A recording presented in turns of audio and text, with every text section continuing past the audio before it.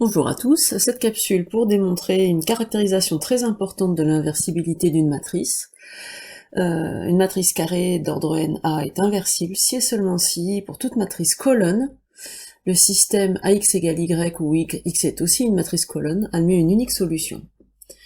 Il y a un sens qui est évident, c'est si A est inversible, à ce moment-là on a accès à son inverse, à -1, et donc le système qui est en fait un système linéaire à n équations, n inconnues à x égale y, il équivaut à ce moment-là, on multiplie à gauche par a-1, puisque a est inversible, a-1 fois a, ça fait l'identité, et donc on se retrouve avec x, on cherchait x, y est donné, on cherche x égale a-1, y. Donc dans ce sens-là, c'est relativement rapide. Le sens rétro, en revanche, va nous demander un petit peu plus de travail. Donc l'idée repose sur une chose, c'est que quand on multiplie des matrices, en fait, la multiplication de deux matrices, donc c'est un petit rappel que je vais vous faire ici à droite. Quand vous multipliez deux matrices, je multiplie une matrice A par une matrice D, en imaginant que la matrice D, elle est des colonnes, et que sa première colonne, je vais l'appeler D1, et puis la deuxième colonne, je l'appelle D2, etc. Et la dernière colonne, je l'appelle Dn. À ce moment-là, la matrice AD, en colonne, elle aura première colonne A fois la colonne D1, c'est-à-dire A fois la colonne 1 de D, deuxième colonne, ce sera AD2, etc. Et sa dernière colonne, vous l'avez deviné, ce sera ADN. Voilà, donc ça, c'est quelque chose qu'on peut démontrer par le calcul, c'est-à-dire on calcule le coefficient qui est ici, et on voit que ce coefficient, c'est exactement le coefficient de la première ligne de la matrice AD1, qui est une matrice colonne. Donc notre but, c'est de trouver une matrice D, NN, d'ordre n, telle que AD fasse l'identité, et que DA fasse l'identité aussi. On va déjà se préoccuper de AD égale identité. C'est-à-dire la matrice avec que D1. D'accord. On va en quelque sorte décomposer ça colonne par colonne. La première colonne, c'est la 1 avec que des zéros. Je vais l'appeler colonne 1, c'est 1. Et puis la colonne 2, ce serait avec un 1 en deuxième position, et la colonne n, ce serait celle avec un 1 en dernière position. Nous, ce qu'on sait, c'est qu'il existe une unique colonne, D1, telle que A, D1, ça fasse 1, 0, 0, 0, 0, c'est-à-dire la colonne 1. Puisque on sait qu'un système de ce type admet une unique solution. D'accord?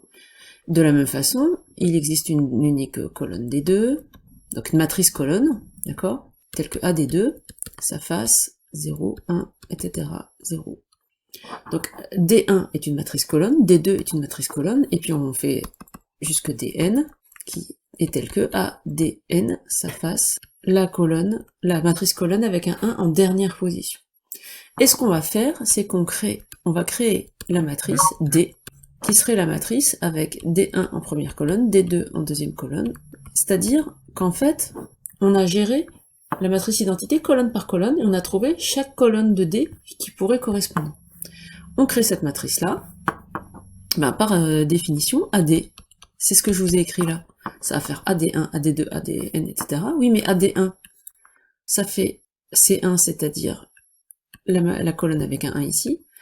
La deuxième colonne, ça va être AD2, ça va faire 1 en deuxième position, et ainsi de suite. Et puis le dernier, ça va être A indice Dn, ça va faire ça. Donc ça fait bien l'identité. Donc on a trouvé une matrice D telle que AD fasse l'identité. La question reste entière, c'est est-ce que DA, ça fait l'identité aussi? Auquel cas, A est inversible, et D est l'inverse de A. Donc dans un premier temps, j'ai noté DA égale B, mon but est de montrer que B c'est l'identité. Comme on connaît AD, ce que je vais faire, c'est multiplier par A. C'est qu'un implique, je peux pas revenir en arrière, je pourrais revenir en arrière quand je multiplie par A, si elle est inversible, et justement, j'en sais rien. Associativité, on sait que AD, c'est l'identité, et l'identité fois A, ça fait A. Donc je me retrouve avec A égale AB. D'accord? Je vais factoriser par A, à gauche. Donc attention, quand on factorise, la matrice qu'on obtient ici, c'est l'identité, hein, donc ça fait identité moins B. Ça veut dire que la matrice A multipliée par cette matrice-ci, qui est une matrice carrée, hein, n fois n, ça fait la matrice NN qui est la matrice nulle. Cette matrice-là, je vais lui donner un nom. Donc j'ai décidé de l'appeler M, et j'ai appelé, comme tout à l'heure, ces colonnes M1, M2, Mn. Donc ici, A fois cette matrice M, on va avoir une matrice qui s'appelle AM1 en première colonne, deuxième colonne AM2, alors je fais des traits, c'est peut-être pas très orthodoxe, hein, mais c'est pour montrer que c'est des colonnes, et la dernière colonne c'est AMN, mais ça, c'est la matrice nulle, c'est-à-dire première colonne, bah, c'est des zéros, deuxième colonne c'est des zéros, dernière colonne c'est des zéros. Donc ça veut dire en particulier que la première colonne AM1, c'est la colonne nulle, ok? Alors là, c'est super, parce que qu'est-ce qu'on a par hypothèse? C'est une colonne, ça c'est une colonne aussi, et on sait que AX égale Y a une unique solution X. Donc ici, le Y en question, c'est la matrice colonne nulle, il y a une unique solution, et nous on a trouvé M1, oui mais le problème c'est que on a une autre solution, A fois la matrice colonne nulle, ça fait aussi la matrice colonne nulle. Comme il y a une unique solution, c'est que M1 c'est la colonne nulle. Mais je pense que vous me voyez arriver, on va faire pareil, on a AM2, c'est la colonne nulle, oui mais on a une autre solution qui est la matrice colonne nulle, donc M2 est la matrice colonne nulle, etc. Donc de même, M2 c'est la matrice colonne nulle, et puis M3 aussi, et puis Mn aussi. Ça veut dire que en fait M, la matrice, ça c'est une colonne nulle, ça c'est une colonne nulle, elles sont toutes nulles, donc M c'est la matrice nulle. Oui mais si M c'est la matrice nulle, comme M c'était identité moins B, ça veut dire que B c'est l'identité. C'est-à-dire que B c'était DA, donc DA c'est l'identité. Donc si on regroupe les deux données, on a trouvé que AD c'est l'identité, et DA c'est l'identité aussi. Par conséquent, la matrice A est inversible, et la matrice D que nous avons trouvée colonne par colonne est son inverse. Voilà, fin de la capsule.